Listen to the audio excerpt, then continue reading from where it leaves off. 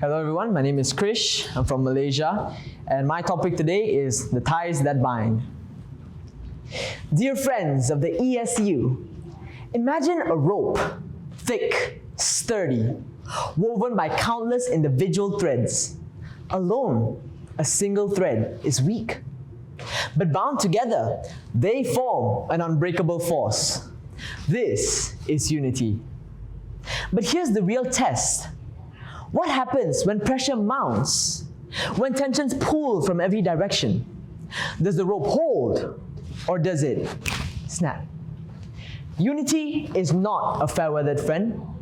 It is not measured in moments of ease, but in times of strain. When tensions arise, true unity doesn't crumble. It adapts, it endures, it transcends. Winston Churchill, chairman of the ESU from 1921 to 1925, he was one of the very first threads in our rope. He highlighted English as that tie that binds all nations together. Hey, don't you realize we're all ESU nations here, sitting together, using English as our unifying factor. I remember when my school's debate team faced its toughest competition yet. We had trained together for months, but right before the competition, tensions arise. We had different viewpoints, different strategies. Everything flared. It felt like our unity was coming undone, like that rope, fraying at the edges. Oh, but then something changed. Instead of pulling apart, we pulled together. We listened, adjusted, and found strength in our diversity. We didn't just win that competition. We proved that when unity, tested, doesn't have to break.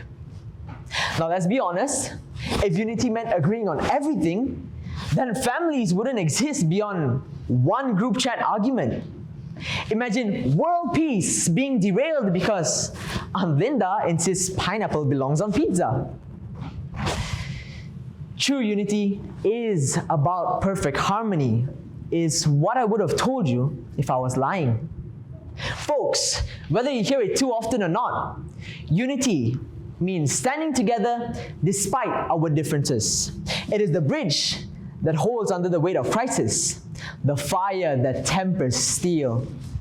Nations have endured wars, movements have faced oppressions, and friendships have been tested, all because unity was not an illusion, but a force stronger than the strain against it. Let's take a look at history. For decades, Berlin was split. Families separated, a nation divided. But when East and West Germans came together and stood in defiance, their unity brought down the wall. Powerful reminder that when people unite, even the strongest barriers fall. And remember the 2018 Thai cave rescue in Chiang Rai. When 12 boys and their football coach were trapped in a flooded cave, the whole world came together. British, Thai, American, and Australian rescuers coordinated an extraordinary mission. Different languages, different nationalities, but one shared goal. Unity, despite the pressure of time and danger, saved lives. Last but not least, the COVID-19 pandemic. You guys remember that? It tested unity worldwide. Every time I turned on the television and saw the numbers rising each day, those weren't just statistics on a boards, guy. Those were living, breathing humans being harmed by the virus. But still, countries shared resources. Scientists worked on vaccines globally, and frontline workers fought an invisible enemy. If unity were merely an illusion, how could we have endured these unprecedented times? Ladies and gentlemen, what Mahatma Gandhi said was perfectly correct. Unity, to be real, must stand the severest strain without breaking. So the next time life pulls you in different directions, ask yourself, will I let the rope snap? Or will I be the thread that holds? Will we be the ties that bind? Thank you.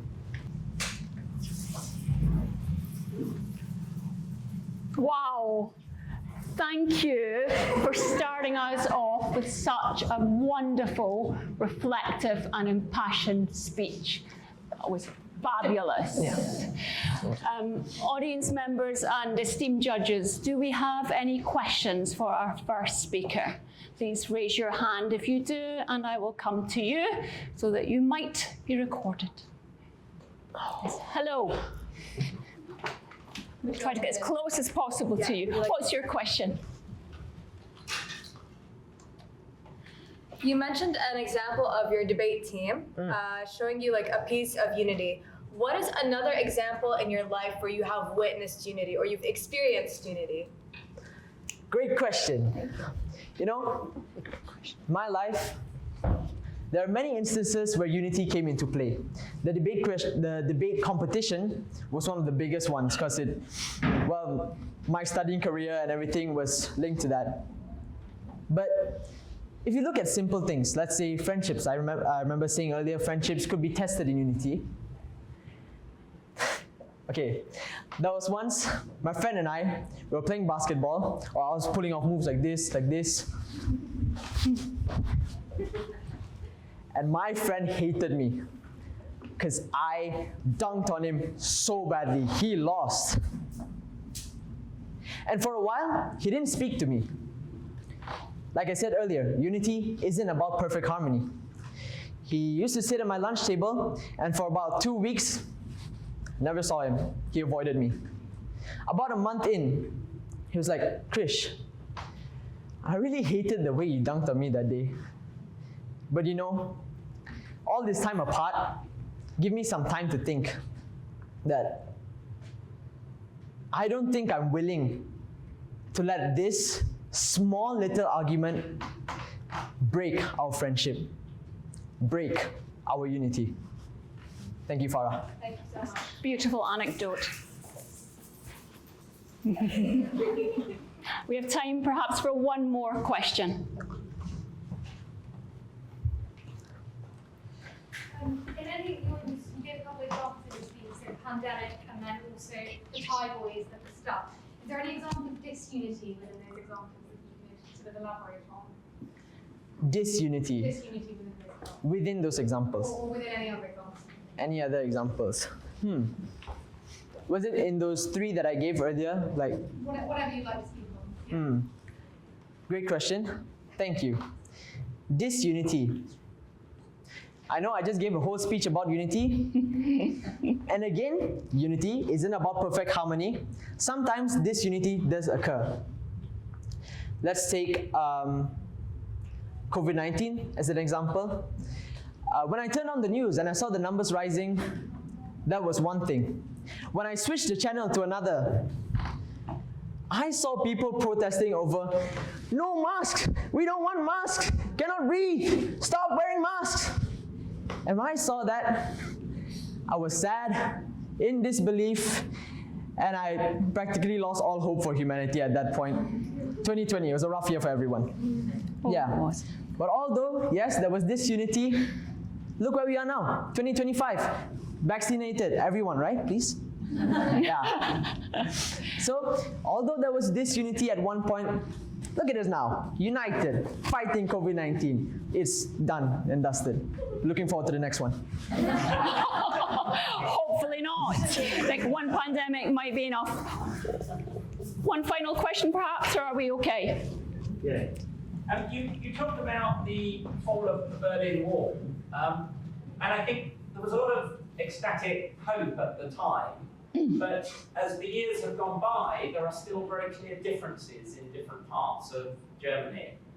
You talk about a rope. Do you think sometimes your rope is a little stretchy, that in the early days after something, there's a lot of excitement, there's a lot of hope, but sometimes those problems can pull back again? You're right. Great question. Okay, let's think of a stretchy rope now. Get stretched. By the way, when it gets stretched, you mean like problems stretch it apart? Yeah. Yes, problems stretch it apart, and when it comes back together, yes, there's still going to be some problems, disunity. But look, Berlin Wall. Forgot which year it was, 1950s, was it? Oh, I saw your face, that wasn't correct. But look at them now, Germany. I don't think they're an ESU country, but I'm very sure if he was here, he would have said, Germany is perfectly fine, nothing's going wrong, just to point it in a good light. But deep down in Germany, I believe there's still some disunity. But the fact that although that rope sometimes starts to fray, it is still bound together. Thank you. Okay. Hello, I'm Dominika Michalik from Poland, and the topic of my speech is United in Grief, Empowered by Rage. When I was 4 and couldn't sleep, afraid of the dark, my grandma told me to be afraid of people rather than monsters. And I didn't quite understand what she meant until I turned 14 and held my best friend's hand as she told me she had just been assaulted. A few weeks after, the situation of women in Poland drastically declined, thanks to right-winged politicians rising to power. The so-called piekło kobiet, women's hell, began. A ban on abortions, with no exceptions, was passed by the Constitutional Court, and the situation in my country was unraveling quickly. We witnessed 430,000 Polish citizens who took part in 410 protests. Gandhi said, unity to be real must stand the severest strain without breaking, and I believe that describes those demonstrations perfectly. People of different genders, nations, and political views fighting against the law, not giving up and staying strong against fear, police violence, or legal consequences, despite all those differences. But women's hell is not a problem only in Poland, and restrictive abortion laws are not the only part of it. Women's hell is the callousness towards sexism. It is the society slowly getting used to hatred, brainwashed into not reacting when they hear and see those who are in power abusing those who brought them to life. And it baffles me how often the word feminist is used as a bad thing and the feminists perceive as a threat. But the main cause behind this fallacy is misunderstanding the root of that movement, which is anger. Women fighting for those big changes in an even bigger system are driven by fury. And for some people, the anger behind feminism might be hard to accept, but that just means they did not have to spend their whole lives feeling trapped, scared, humiliated, or belittled. Some people might struggle to grasp that these emotions, such as rage and anger, are not a weapon, but an asylum. Because every living being has a very simple reaction mechanism, called commonly a fight or flight response, and when in danger, we prepare to either defend ourselves or to run away. But us, women, cannot run away no more, as there is no safe place where we could possibly flee to. So we fight with all that we've got. A Polish poet, Zofia Naukowska, said, "People to people dealt this fate." Women's hell sounds abstract, but it's not. It's the reality of women nowadays. And in the modern world, you can either be a feminist or be ignorant. And how far will ignorance take you? Where do you draw the line, and for how long could you possibly look away from all the abuse? Until you're completely surrounded by it, or until it happens to you. Because, let me tell you, ignorance kills. It killed Dorota Lalik, who was denied abortion while miscarrying. It took the life of Lizaveta, who was raped to death in the center of the capital of Poland, while people passed her by, afraid to intervene. And it changed my primary school best friend into a wreck, instead of a teenager, while she sat on her bed, afraid to change the sheets she's just been assaulted in, listening to men on the television deny her the rights to her own body. Men who never went through any of that. Men who called rape an unpleasant experience. Women's hell is grieving a woman you never met. Quoting Maya Angelou, anger is like fire. It burns it all clean. The hardest part of writing this speech was learning to talk about this part of Polish history without tearing up because of hopelessness. But do not lose any hope. Just stay angry. Let anger be the force driving you to take action, to make a change, to be the change. Open your eyes. Stop being afraid of people mocking you or calling you a killjoy, as the joy you kill is sexism. And if you don't kill it, it will kill us. The experience of being a woman does not start with your first period or losing your virginity. It begins when you understand you cannot pinpoint one particular thing that radicalized you in your feminism, when you realize that nothing had to radicalize you, because you just grew up as a girl. Feminist activists in Poland have a motto that every Polish citizen has heard at least once. Już nigdy nie będziesz szła sama. You will never walk alone again. United in anger, not divided by fear.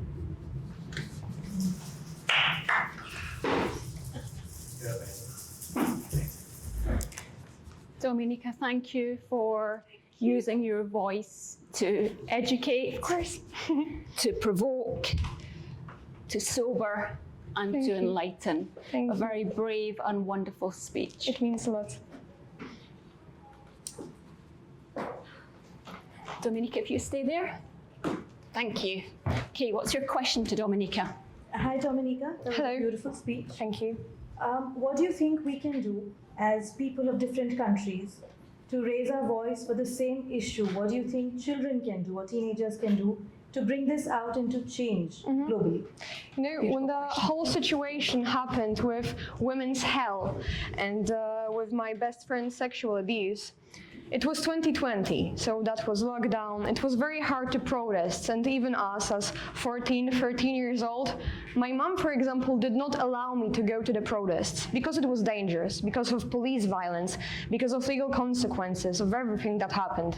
So the one thing that the students could do, and we all did that, was using the logo of Women's Hell as our profile picture on social media, on Teams, where we had online classes. You basically just need to make a statement that you support it instead of ignoring the problem and hoping that it will go away on its own. I think that acknowledging it and speaking about it and educating other people about it is the most important part, because I remember when preparing this speech, my mom told me that I shouldn't really focus on winning, but instead I should be like proud of myself that I get to educate other people on a problem that is in my home country that people don't really speak about in the national news.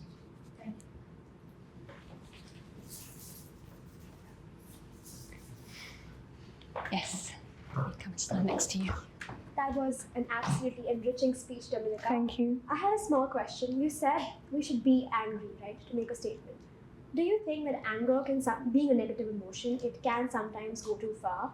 And how do we balance that? How do we control anger to be in good measure and not go too far with our negative emotion? Because that can have... That's a very good question. Thank you so much for it.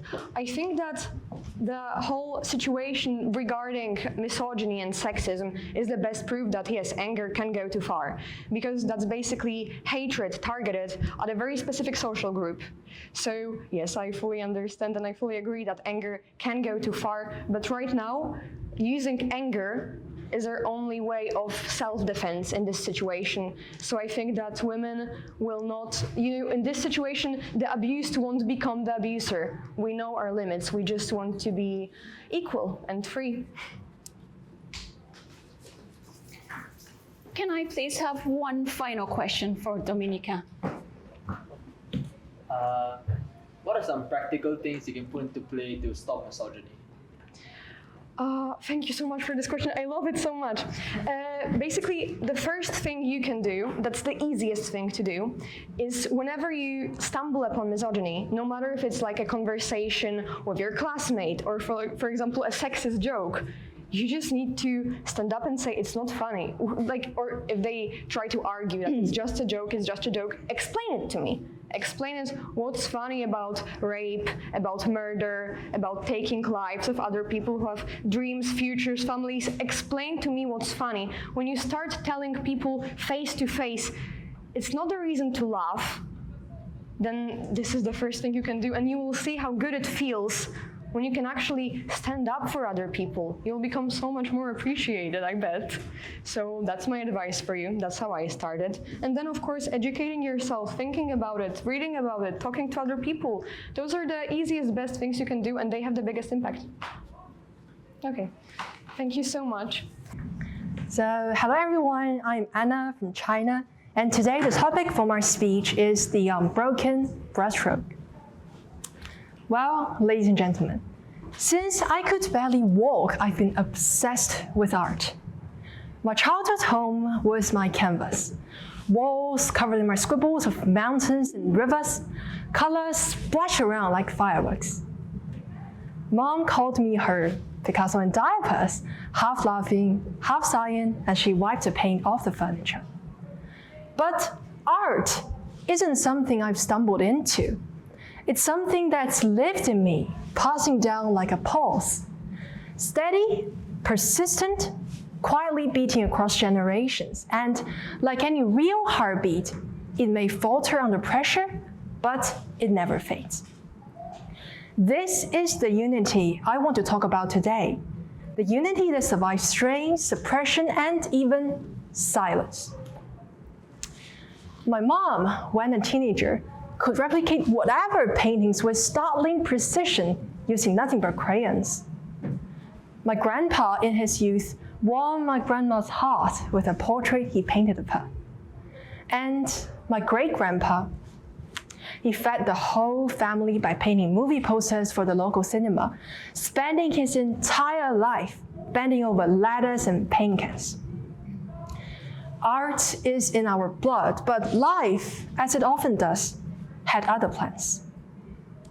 When Mom was found doodling in the margins of her textbooks, Grandpa's verdict was final. Real success comes in a white coat, not an artist's apron. He means doctor's white coat. Her paintings were wiped off the walls, her sketchbooks torn into pieces.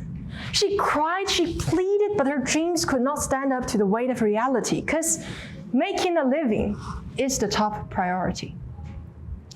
My mom, heartbroken, followed the path laid out for her.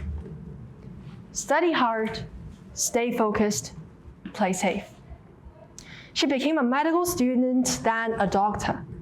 Her career gleamed like a gilded frame, but inside, the canvas remained blank, waiting for the brushstrokes that never came.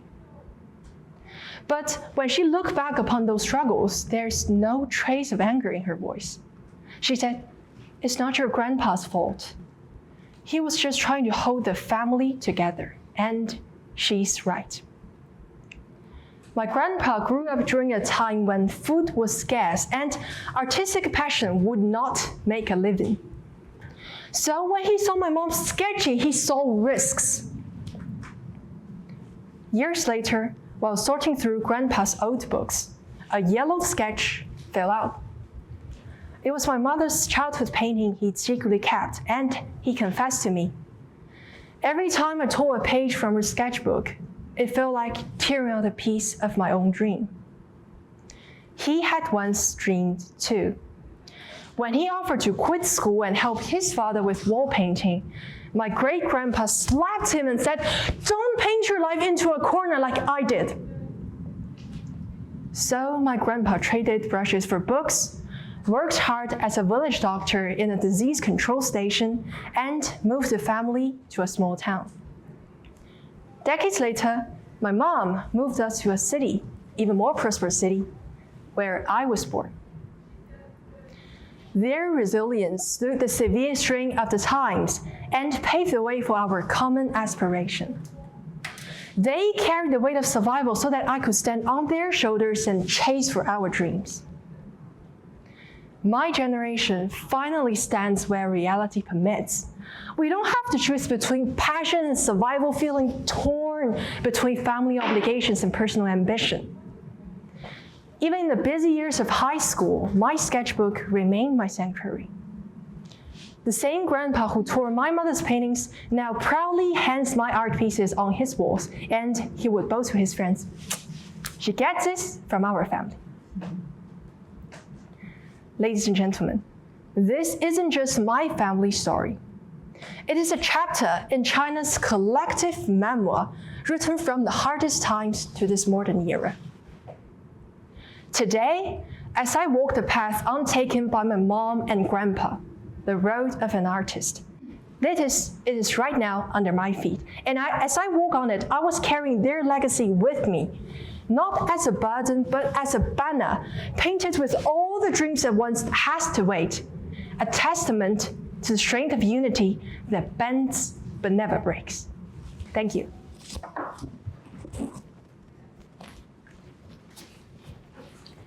Beautiful. Thank you so much, Anna, for an extremely authentic speech that was incredibly well put together and well thought through. Can I have some questions for Anna, please? Do the audience or the chair judge or the fellow judges have any questions for Anna? Yes. Do you believe that art itself can be a place to find unity? Beautiful question. I really like your question because yesterday we just visited the National Gallery for the famous painting. And before that, we actually had that kind of debate and discussion in which you may discuss some disunity in our discussion because the different sides, they held different thoughts. But as we walk into that gallery and stare at the painting itself, it's like everything's worth it. Every of us from different nations, from different backgrounds, we stand there for that single painting. And while we discuss the stuff that we perhaps disagree with each other, we're kind of like finding unity in the difference. So I think that is a balance we have to we have to find, no matter it is from an art piece, a piece of history, a different narrative. So I think arts, they are things that can cross the border, and that is a saying we can find unity inside. Thank you.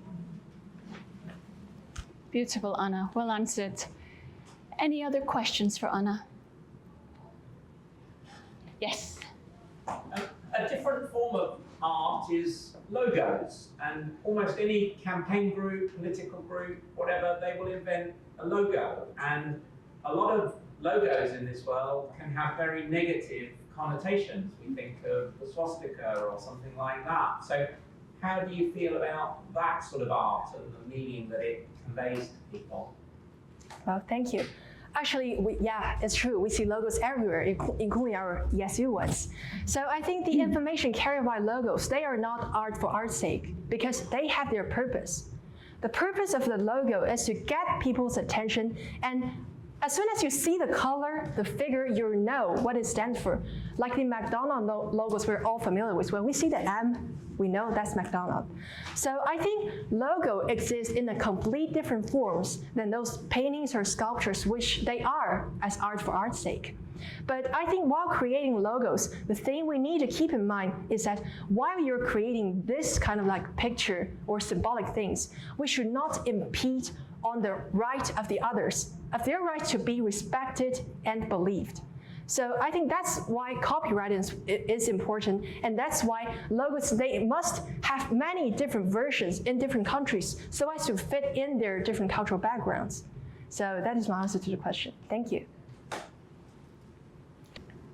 Hello to everybody, and tere from Estonia.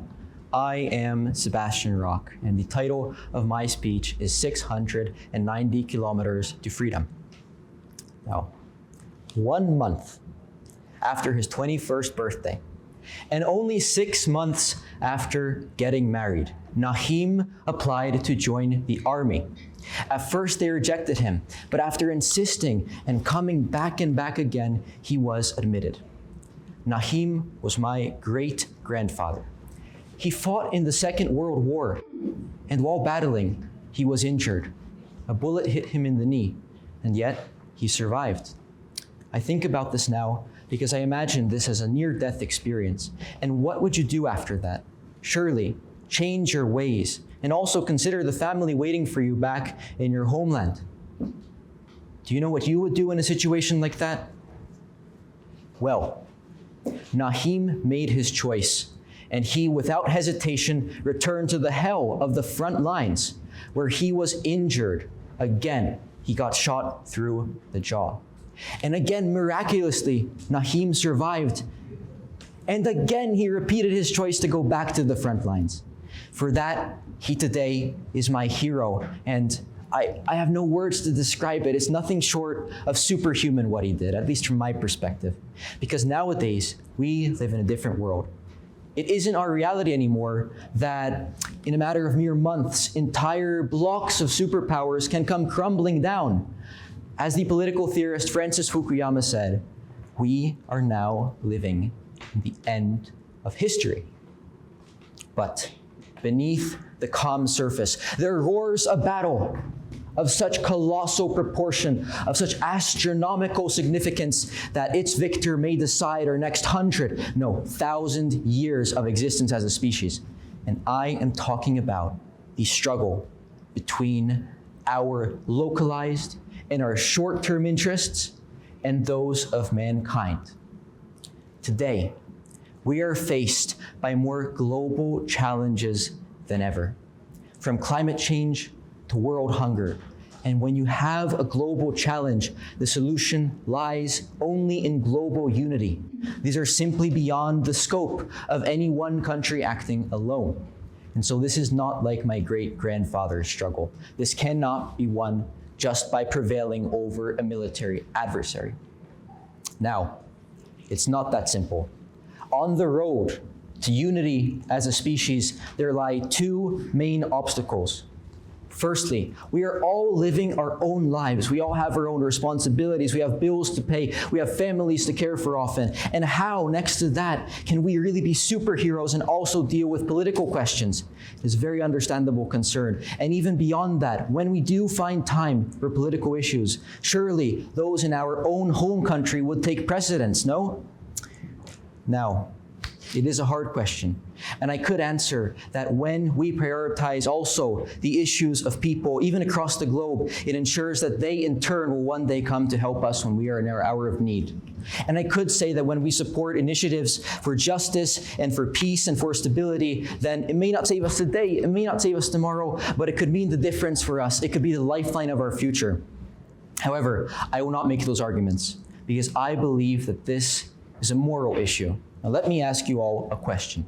Do you know how many people in the world live on less than €5 a day? Just for a ballpark, let's start with my country, Estonia, 1.3 million human beings. But maybe let's go beyond that, 100 million or 500 million? No. Half of all people on this planet Earth live for less than €5 a day. 1 in 4 people alive live in a slum, and 1 in 10 people are hungry. And beyond that, it is clear that we are currently not on the trajectory for a solution. Just recently, a story broke in the international press. The United Nations, is it going bankrupt?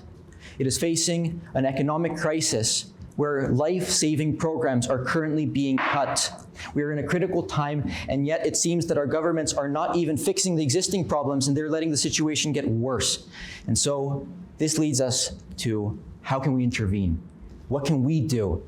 And I think that it's the second problem on our road to human unity, which is that acting alone, we cannot really have the same level of impact. It's like crossing the Everest by yourself. It's not really plausible. But when we organize, when we join together, then we can do more than we could imagine otherwise. In organizations like NGOs, it's not just that you invest your own time and despite your own responsibilities, you solve problems. Rather, it's the opposite. Working in organizations, you have a community that care for you, and you have like a battery from which you can draw strength and energy and determination. And so, while my goal may be lofty, and I recognize that, I will just bring us to a quote from Nelson Mandela, that things may seem impossible, but that's only until they are done. Thank you.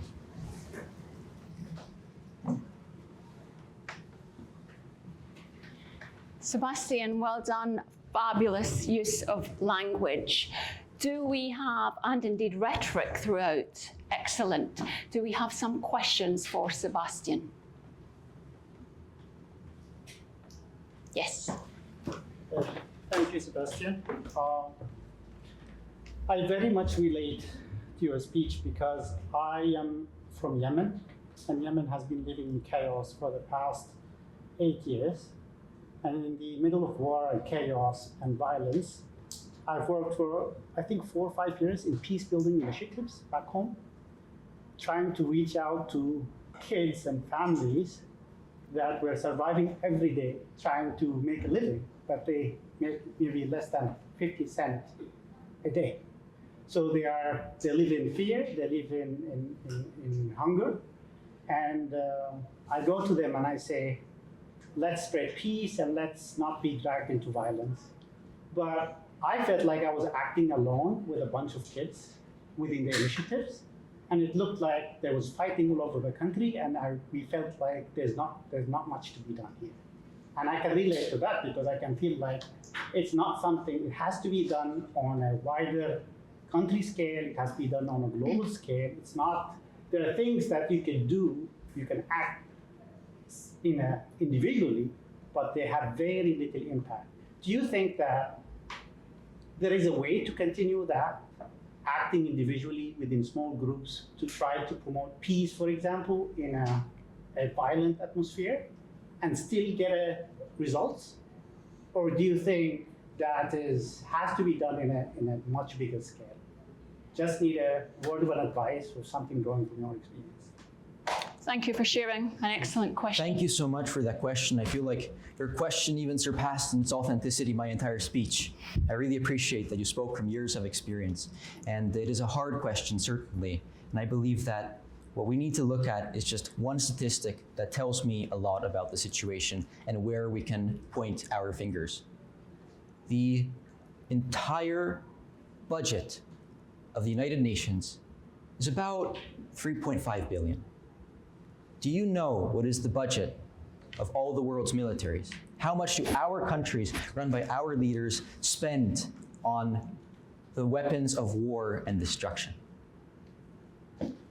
It's 750 times more than we spend on the UN and the initiatives of peace.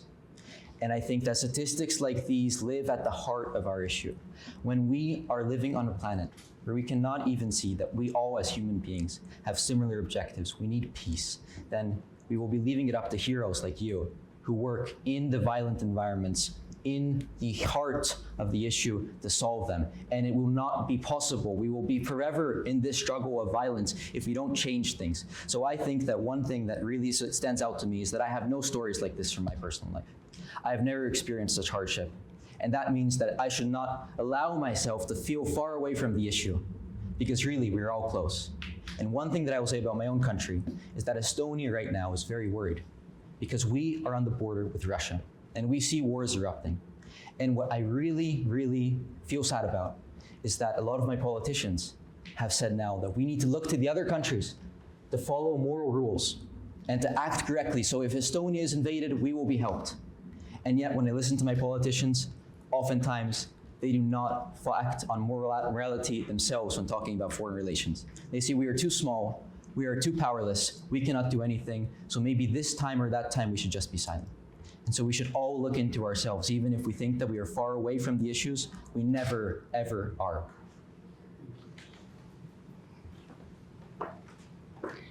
Thank you. Any additional questions for Sebastian? Sebastian, thank you once again. May I please? You had a question. Oh, I do apologize. No, so it's okay. I'm so sorry. Okay. You may. So, first of all, it was a lovely speech. I really got inspired. My question is that you mentioned a lot about like the government acting on the unity itself, for working on towards peace.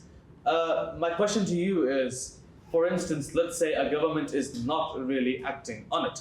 And no matter how much you convince the government by speaking or by telling them or even slapping them, they're not really acting on that. So how does the people of that country, or how does the people actually do this themselves? How do they achieve this unity and peace themselves? Thank you for that wonderful question. I think that you've really unlocked the whole angle that we need to look at in relation to this problem. And I wanted to say in my speech that the solution starts with us. And I really, really mean that also because it starts with us in this very room where we are standing. We have decided to take action, even though I think that we can all ask ourselves, are we really accomplishing anything with this speech competition? Are we really justifying the expenses that go into organizing this and the people's time of our dedicated organizers at the ESU? And I think that we all are asking those questions for ourselves all the time. But we have to take action. We have to do it. We have to expend our effort, because I think that it's kind of like a hidden secret in today's world, that when we organize, we can do much more than we'd ever imagine. I will just tell you something from my recent experience. It was only, I think, 2 months ago when I applied for grant funding with my NGO, and I'm so grateful that I got it, and I was able to organize some events for that. And even the foreign minister of Estonia came to speak with young people in the foreign ministry. And that's really awesome, but who am I to invite him, okay? The day before that, I was scrolling my Instagram Reels for 5 hours. Like, I am just a normal person, and we all can do much more than we might think. And sometimes, if you've never participated in a speech competition before, do you think you're a good speaker? No. And if you've never organized things before and never taken the torch up in your own hand for the first time, you might also think you are powerless. But when we do take our first steps, we realize there's a lot more that we can do than it might initially seem. Thank you. Very well said. Okay. Hello, everyone. My name is Alexa Alice. I'm from Mexico, and today the title of my speech is Speak.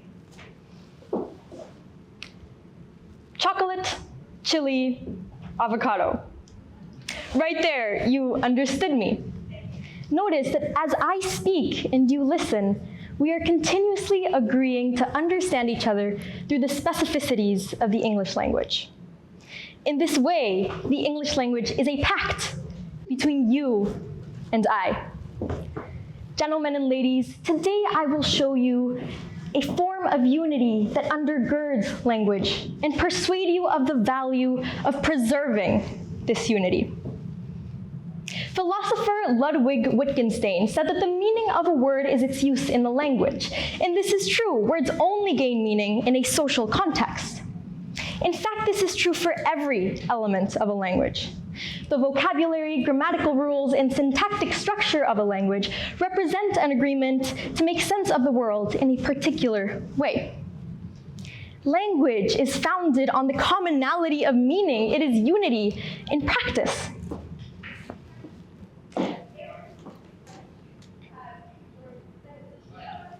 We see this in languages across the world. Take Mexican Spanish as an example. But before I go into that, I would like to note that despite language as a unifying force, societies have never quite been static. They fracture, they merge, and in these convergences and divergences of people, language too converges and diverges. It splits into branches or faces a collision with another language. But interestingly, what results is not fragmentation, but continuity. Let me now take you through the story of Mexican Spanish. Centuries ago, the Roman Empire spread across the lands of the Mediterranean, uniting people under one language, Latin. But as Rome crumbled, its people diverged, and with them, the Latin language also diverged. The communities that had once shared Latin reshaped it on the basis of regional differences. What emerged was not the death of Latin, but its evolution into the Romance languages. Among them was Spanish. In 1519, Spanish would arrive in what is today Mexico City, a land that spoke the indigenous language of Nahuatl.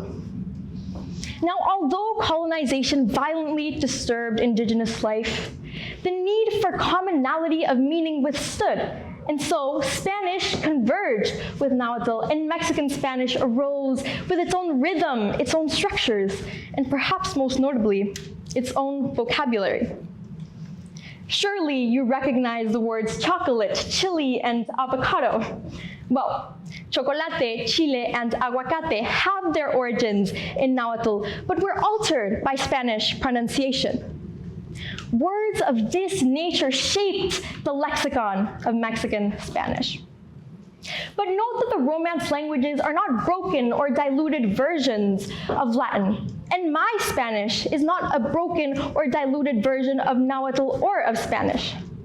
Every version that preceded Mexican Spanish represents its own form of mutual understanding.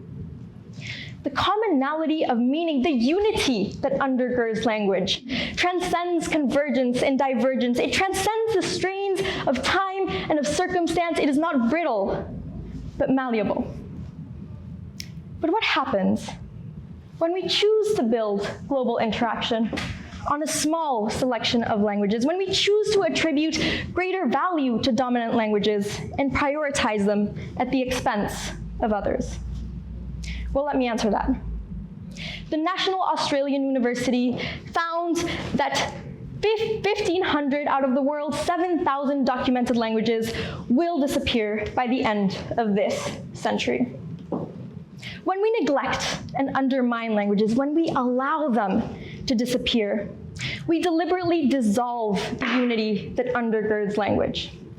We deliberately break that pact to view the world through a particular lens. But this lens is culture, history, and perspective built through time. In Mexican Spanish, it is the echo of Roman philosophy, the memory of indigenous civilizations, and the legacy of Spanish colonialism. This lens is a unique form of wisdom.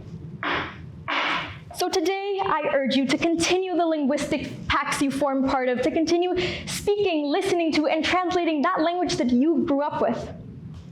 Because that is where the richness of your perspective lies. And even for native English speakers, your English is not neutral. It carries the culture and the history of the place that nurtured you. So speak. I'll start. Chocolate, chile, aguacate. Thank you. Alexa, thank you for such an eloquent speech on a topic that's very, very close to my heart as a linguist. Thank you for reminding us that the power that language has, the power that language gives, and sometimes the power that language can take as well. Wonderful. Any questions for Alexa? Yes. Alexa, you and I have a bit in common. You speak Mexican Spanish, and I speak Scots English. Yes. What is really important to you about the Spanish language in Mexico? What does that mean to you? What does it carry? Thank you. That's a beautiful question, and it is extremely close to my heart. Because as I'm sure you know with your English, every dialect of a language carries its own nuance. In fact, we have words in Mexican Spanish that are simply not something you can translate into another language. For example, the word apapachar. This is a word that comes directly from Nahuatl, and it means to hug someone with the soul. That is not something that I can convey in another language in a single word. And that nuance, that is part of the value that we find in the commonality of meaning that occurs between a particular group of people.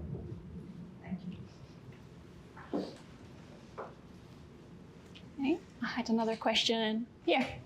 Coming. So you spoke about spoken languages, but I wonder for the deaf community, where does sign language fall into this? Fabulous question. That's quite relevant. Thank you for your question. I think it's important to realize that verbal and nonverbal languages have in common that they express nuance in certain regions. The sign language that you speak in Mexico is not the same sign language that you speak in Spain. The same way that American sign language is not the same language spoken here. So that same nuance, that same perspective that is carried through time in verbal language is also carried through time in sign language. So that unity in meaning and that unity in perspective, it prevails in sign language. So whether you speak a verbal or a nonverbal language, keep on doing so, because it is truly something universal across our languages. Well said. Yes. Yeah, Alexa, I enjoyed your speech. Do you have any personal examples of when your language came into play with unity? Wow, that's an excellent question. Thank you. In Mexico, the way we communicate is a fundamental part of our culture. And I will go back to these specific words that we have that make us who we are as Mexicans. When I speak to my friends, I use certain phrases that you wouldn't use elsewhere and that I'm sure other Spanish speakers here may not even know. For example, the word güey is something we call our friends very commonly in Mexico. And it's this shared usage of the language, it's this shared understanding of these words and their nuances that brings us together as a culture and as friends from the same place.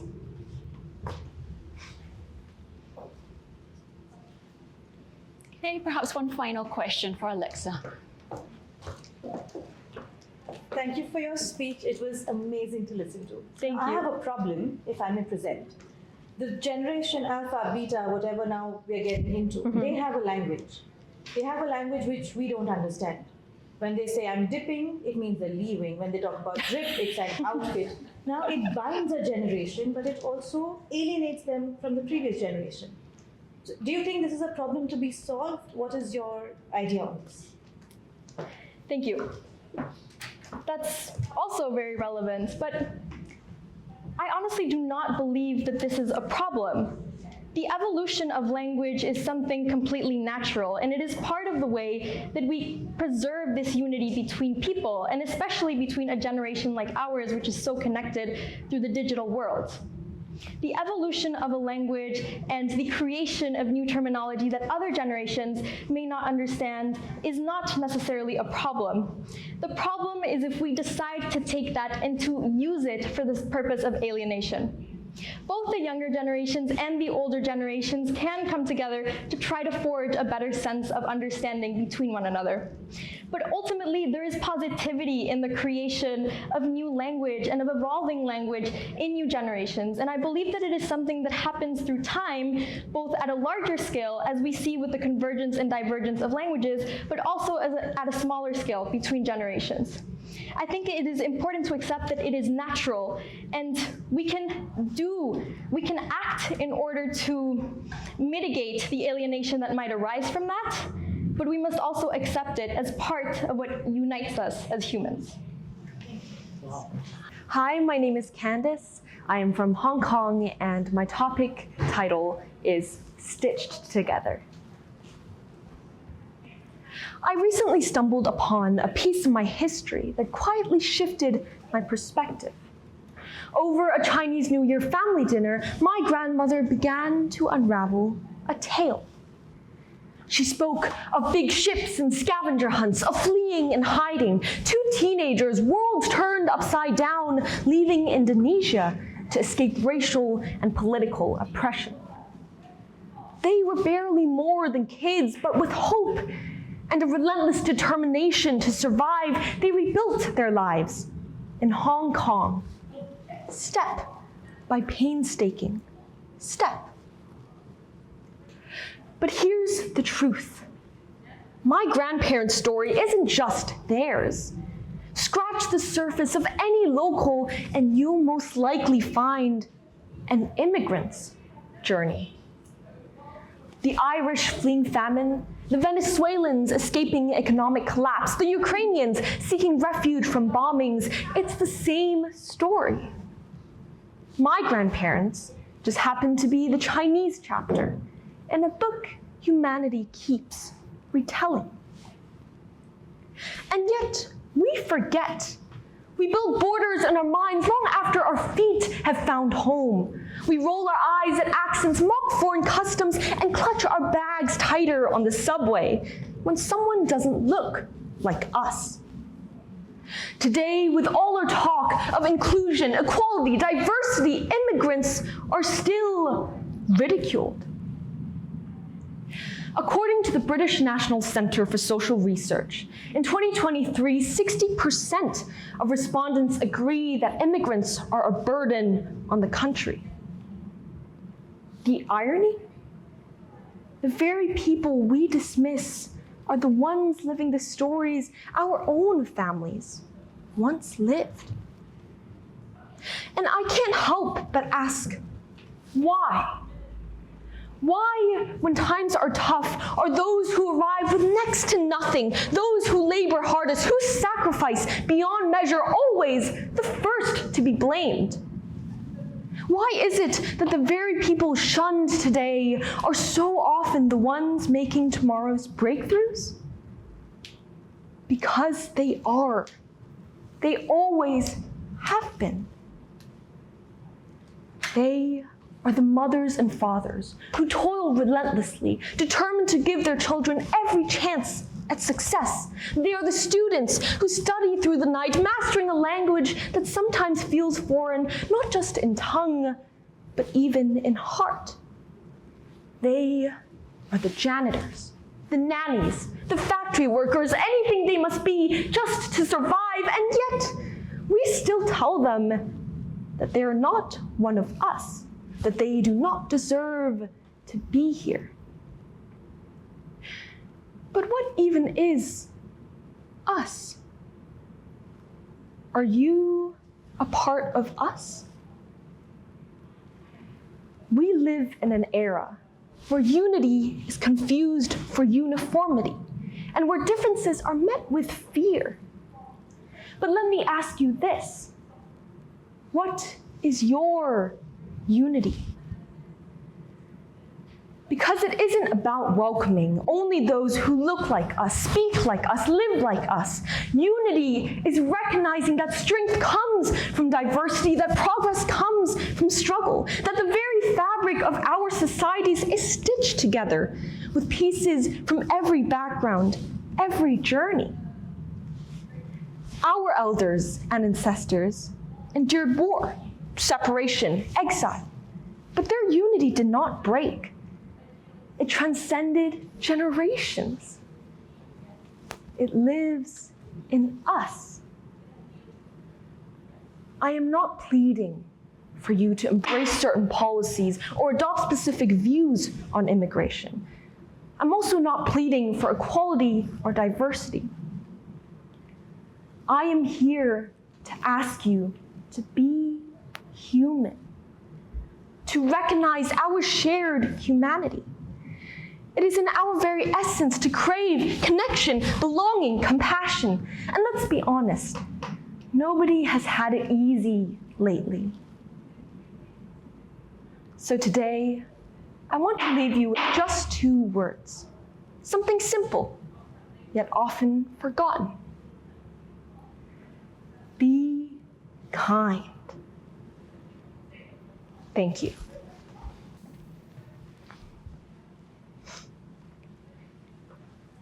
Wonderful, Candace. You took the words right out of my mouth.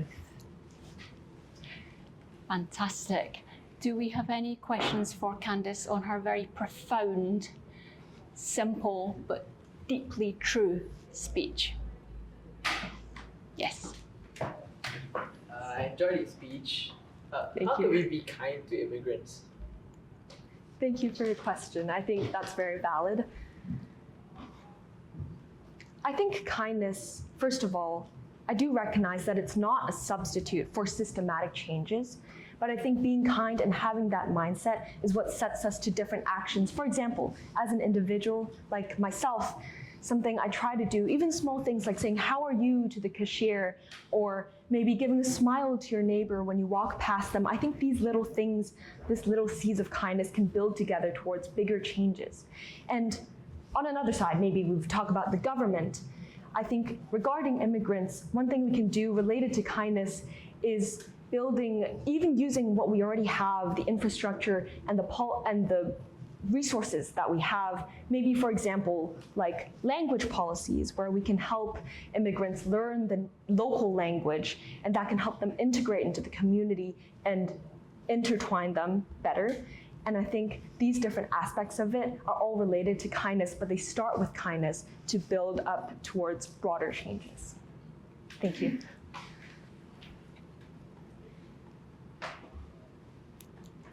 Yes, thank you. If you were able to speak to governments across the world and have one message of unity, what would it be? Sorry, do you mind repeating your question? If you were able to speak to governments across the world, across the globe, across different countries, and have one message of unity, what would it be?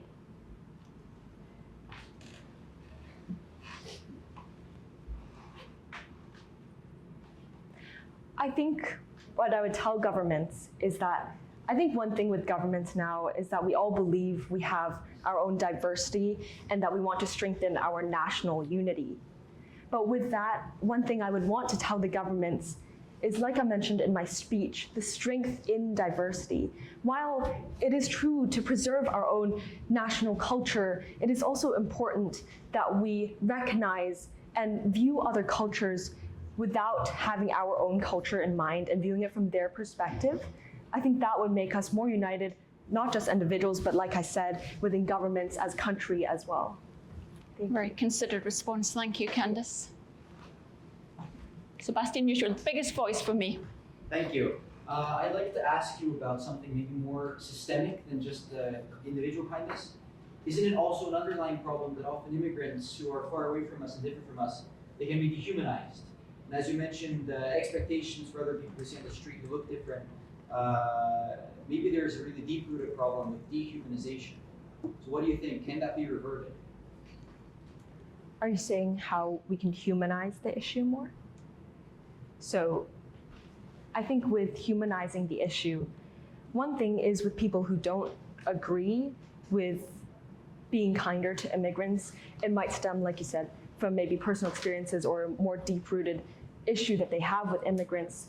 And I think one thing that might also stem from is maybe misinformation. And the way we can do that, first of all, like I said in my speech about sharing my story of my grandparents, one thing we can do is humanize the issue by sharing stories and sharing maybe the positive side of immigrations and immigrants.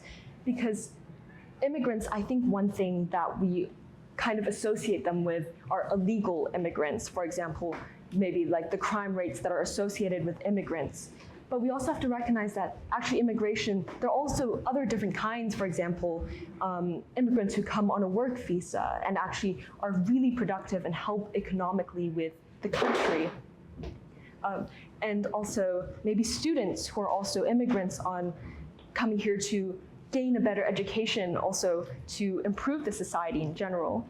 And immigrants who are coming here, family reunifications, these are all like different sides of immigrants that I think are not as shown within society or in our mindset. And I think one thing we can do that is to find common ground with everyone. We all love stories, we all can relate to each other because in the end we're all human and we all share the values of wanting compassion and wanting to be fair and wanting to be equal. And I think being able to just share this with everyone would be one way to humanize the issue and make it something that everyone can connect with. Thank you, Candice. Thank you. Do we have any further questions for Candice from anyone? Okay. All of that pent-up applause. Can I add one more thing? Yes, Candice. I think one thing I also want to add with what I said about immigrants is that this also doesn't just have to apply to immigration itself. For example, I think one way we can relate this to, sorry, I didn't finish my answer, relate this to all of us is, like for example, we've all been someone who's at a new neighborhood or at a new workplace and not knowing people. And I think this is a feeling that we all have and we've all experienced. For example, myself, I was a new student at a new school just 6 months ago. I just transferred there. And even the smallest changes of having a counselor to meet up with or a student buddy, all these little things already helped me so much with integrating. And I think all of us, just little acts of kindness every day, if you just be a little bit kinder to the person next to you, even if they're not an immigrant, just being kind to them in general can do so much for our world and so much for our community. And I just really hope that that's something that you guys can all remember and I'll remember as well. Thank you. Thank you. Can I take